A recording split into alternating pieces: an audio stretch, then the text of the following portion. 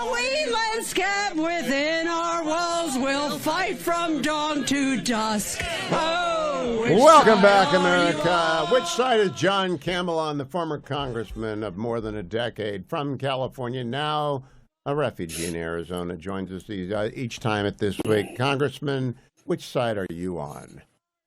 As you are aware, I have sung in church choirs over the years, and I am far from the best singer or have been in any of those choirs, but could they at least sing on key? I mean, come on.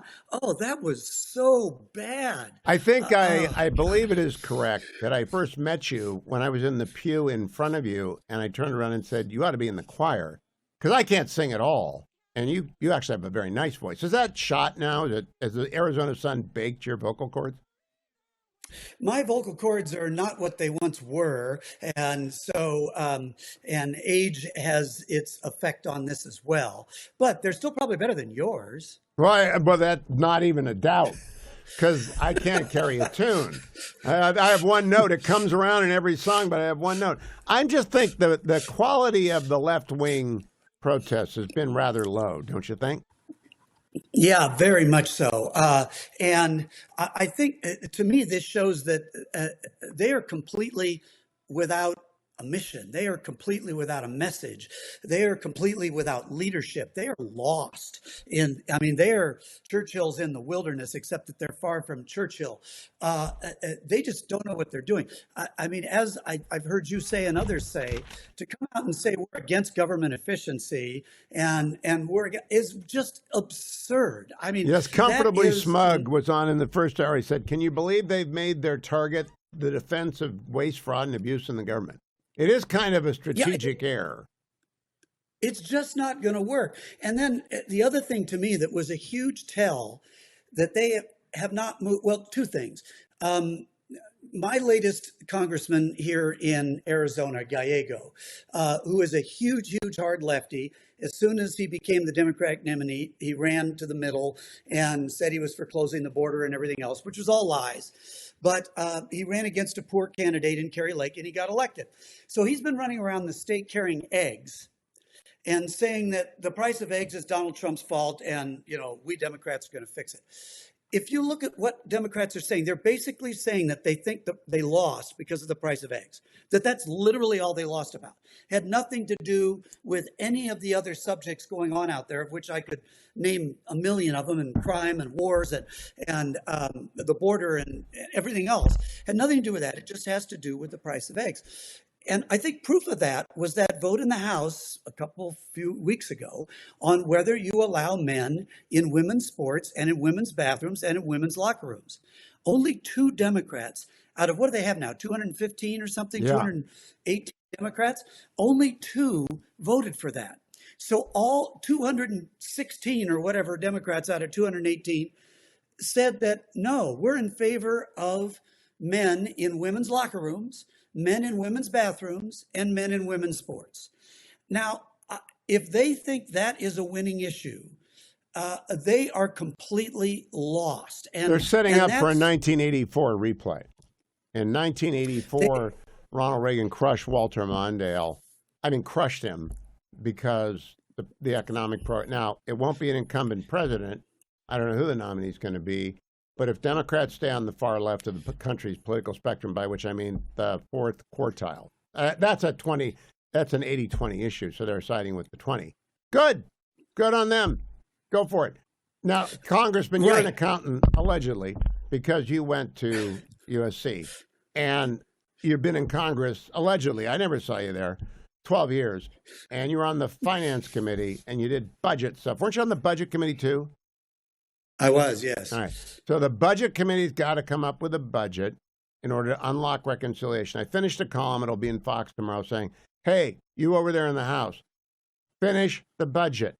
Get it done. Because the president won, and we cannot not have a budget. Are they going to get it done? I think they will. Speaker Johnson has said that might come into committee tomorrow. So that he said that either this morning or yesterday. So we'll see whether that comes to pass. That said, he has missed a number of deadlines on this so far, and they don't want to release it. I think clearly what they're trying to do they can't. What can they lose? One vote, and I One think that's vote, it right now. maybe not even one Yeah. when the UN ambassador retires. Yeah, so they have to get basically everybody on board. So they don't want to release a bill, I don't think, where they haven't essentially know that they're going to get everybody on board. And so I think that's what's holding it up. They are apparently they're going to. The House is out next week, so if they don't bring it to Budget Committee tomorrow, then it won't come until week after next, which gets longer and longer and so forth. But it does look like what they're working towards is the one big beautiful bill, which would include the debt limit, would include it will have a lot of stuff in it. There's no question about that.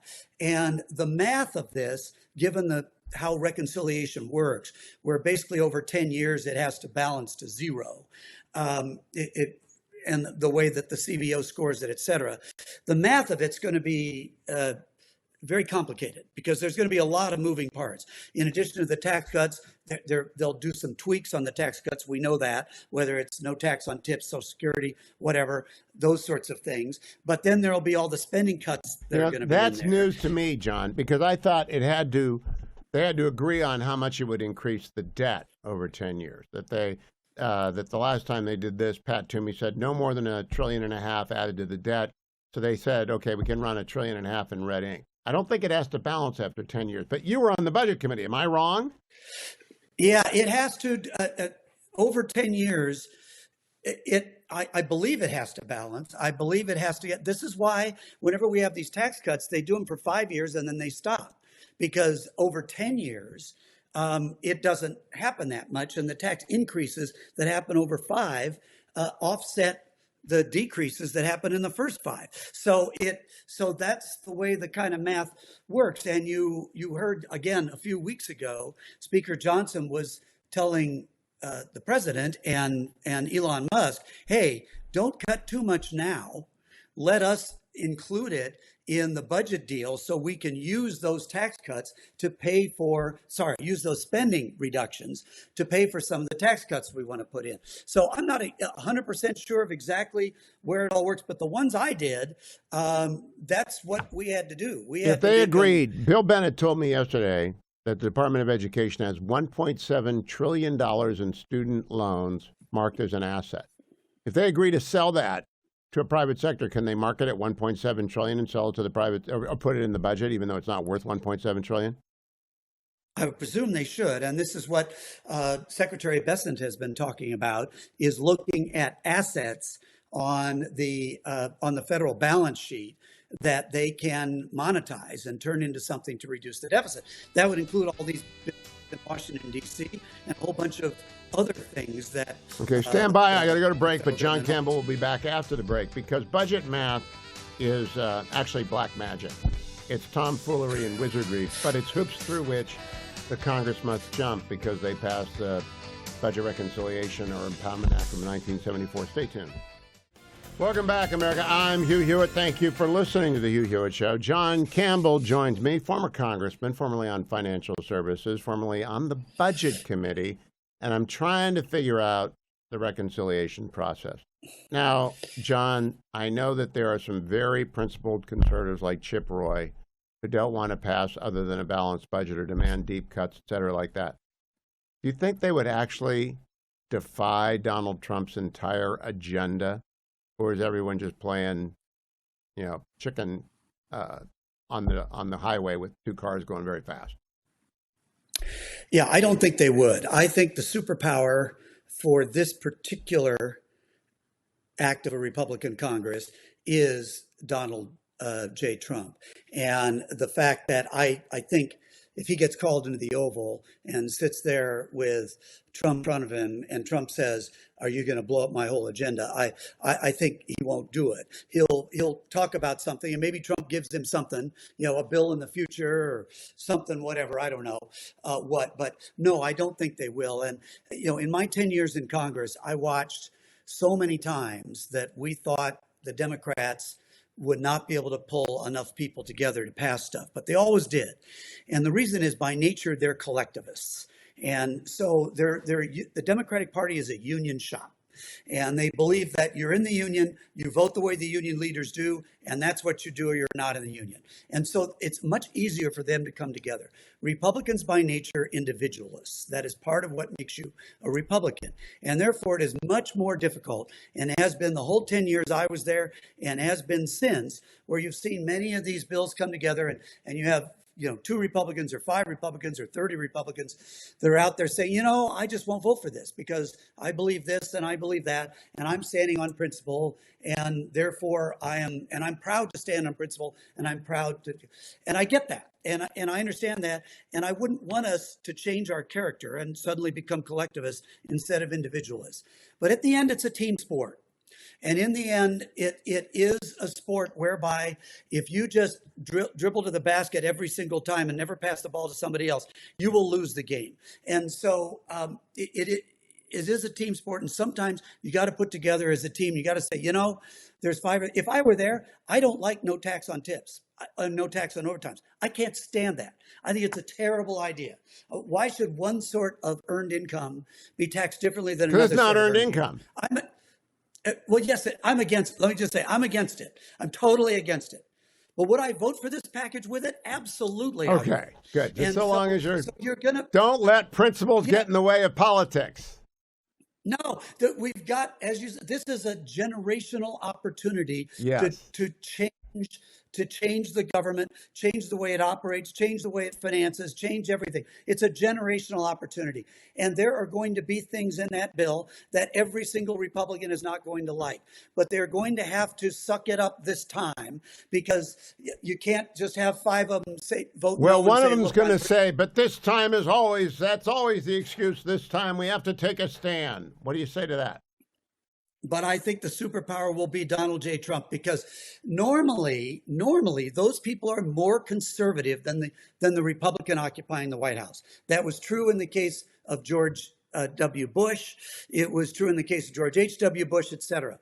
But now that's not the case. Now they can't go to Donald Trump and say, oh, well, you're a rhino, and I'm just not going to be a rhino. No, it doesn't work this time. It just doesn't work this time. So I think he's the superpower that can bring those people into the fold and make it that once and for all, finally, even with this tiny majority, that Republicans are able to pass something generationally significant. Let me tell you about my fear, is that Lindsey Graham proposed on the Senate side $150 billion increase over, I believe, 2 years for defense. Roger Wicker wanted $200 billion. They compromised on $150 billion because we're out of bullets, we're out of submarines, we don't have any docks, we're completely behind China. The budget hawks will go after defense. Will anyone defend defense? Go after defense, meaning the budget hawks will want to make sure. We'll refuse to give them an uptick from their current budget. Oh, I see what you're saying, that some will do that. Here's where I think the sweet spot on that perhaps is that, as you've seen, Secretary Hegseth now is saying that he wants DOJ to come in and look at defense. And we know there's going to be a lot there. One of the things I pointed out many, many times when I was in Congress was that, and this is when I was there, that we had 1.2 million people in uniform, and we had 750,000 non-uniformed employees of the Department of Defense. Doesn't count contractors either. No, almost a 1-to-1 ratio when you include contractors. That's nuts. Why do we have that? There has to be tons of waste there that we can spend on bullets. The Defense Reform Commission, whose recommendations we put to an up or down vote, makes a lot of sense to me. John Campbell, a congressman extraordinaire. Follow him on X at LookThroughThru Chaos. Thank you, Congressman.